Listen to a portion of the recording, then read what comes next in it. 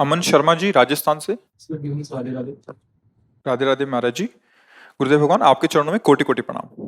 गुरुदेव, मनोकामना पूर्ति के लिए देवी देवताओं के मंदिर में सोने चांदी के छत्र उपहार सवामनी करना आदि ठीक है या नहीं? महाराज जी कृपया मार्गदर्शन करें। हम तो इतना समझते हैं कि प्रभु की दी हुई सब वस्तु है, प्रभु की सेवा में जो अर्पित की जा रही है वो उत्तम भाव ही है।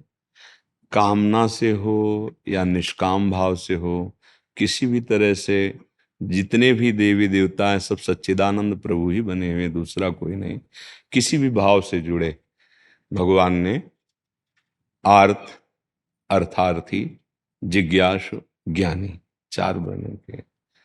कोई दुख निवृत्ति के लिए, कोई संपत्ति प्राप्ति के लिए, कोई भगवान को जानने के लिए, और कोई भगवान में अभेद भाव से स्थित परमानंद का अनुभव कर रहे हैं। चार प्रकार के भक्त बताए। तो अगर कोई किसी भी देवी देवता को स्वामी मान करके छत्र चंवर भोग राग फूल बंगला पोशाक अहोभाग्य है, धन्य भाग है, भले वो कामना से ही क्यों न करे, वो सतमार्ग में तो जुड़ा है, वो हिंसा द्वारा तो नहीं प्राप्त कर रहा है, वो व्यभिचार द्वारा छल कपट द्वारा चोरी द्वारा तो नहीं कर रहा है।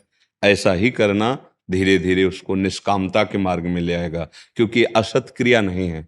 सब कोई देहाभिमानी वृत्ति से सकामता में ही विचरण करता है, कोई बिरला ही ऐसा होता है स्वरूप बोध करके अचाह स्थिति में स्थित हो जाए। इसलिए कोई उसमें निषेधात्मक भाव तो है ही नहीं।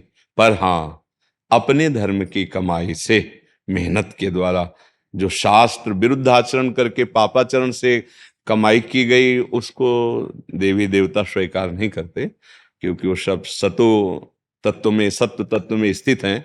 और ये तामसिक राक्षसी वृत्ति द्वारा कमाया गया धन, वो आप माने कि सेवा है, लेकिन वो सेवा नहीं है, वो अर्पित नहीं है। क्योंकि देवी देवता सब भगवत स्वरूप हैं और वहाँ भाव की प्रधानता होती है। आप जो समर्पित कर रहे हैं दैन्य भाव से कि हे प्रभु या हे माँ या किसी भी जो आपने आराध्य माना है, आपकी कृपा से ये जो मिला है वो आपको समर्पित कर रहे हैं आपकी सेवा में, ये भाव तो आ गया।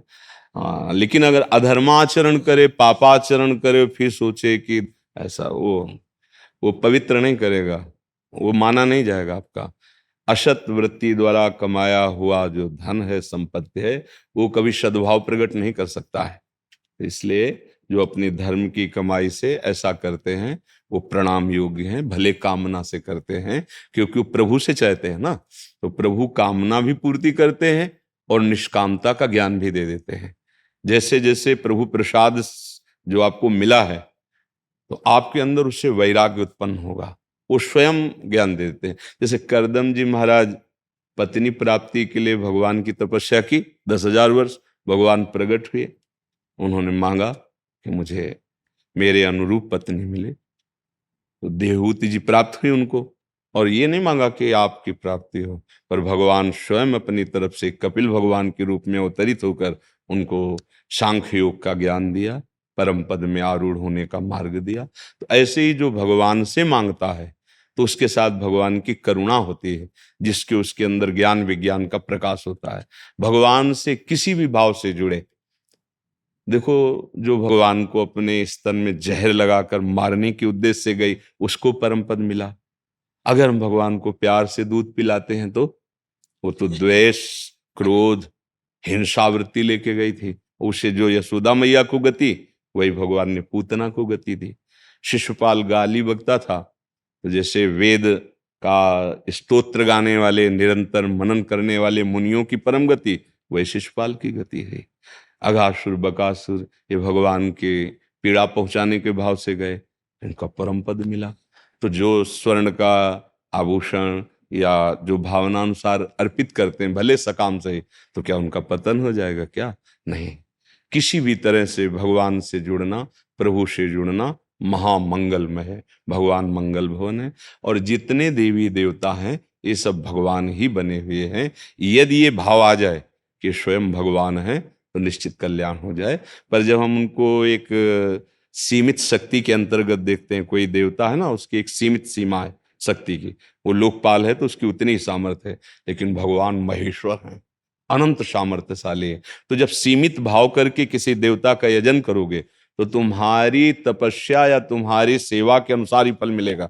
जैसे व्यापारी की दुकान में जब 100 रुपया है तो आपको उतना ही मिलेगा।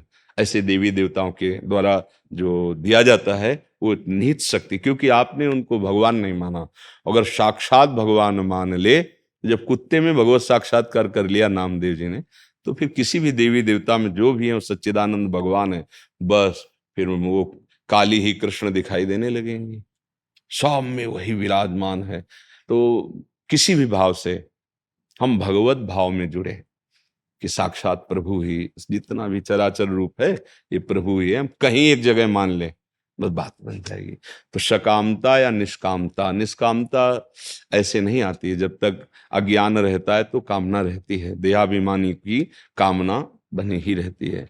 ये अज्ञान गुरु कृपा से नष्ट होता है जब शास्त्र स्वाध्याय, गुरुजनों की आज्ञा में रहना, गुरु प्रदत्त नाम मंत्र उपदेश के अनुसार चलना, तो अहंकार धीरे धीरे उनके चरणों में समर्पित हो जाता है। जहां अहंकार समर्पित हुआ तो तन, वाणी, चिंतन सब बदलने लगता है। फिर जो आनंद की अनुभूति होती है उसी में निष्कामता आती है। निज सुख बिन मन होई कि थीरा, जब तक आत्मानंद का, भगवदानंद का अनुभव नहीं होता तब तक निष्कामता वाणी से भले बोली जाए वो नहीं होती, वो आंतरिक रहती सकामता। निष्कामता आती है निज सुख, परमात्म सुख, आत्म सुख में। तो ऐसे तो सब सकामी ही हैं। जब तक ब्रह्मबोध नहीं होता या भगवत प्रेम नहीं होता तब तक कामना पिंड नहीं छोड़ती। तो उस कामना को जोड़ दो प्रभु से, फिर ये उनके ऊपर छोड़ दो पूरा करें कि ना करें। अगर वो पूरा करते हैं तो बड़ी दया है, नहीं पूरा करते तो बड़ी कृपा है, क्योंकि कोई अमंगल होने वाला था मेरी इस कामना से। ये भावना रखनी, समझ गया? जी।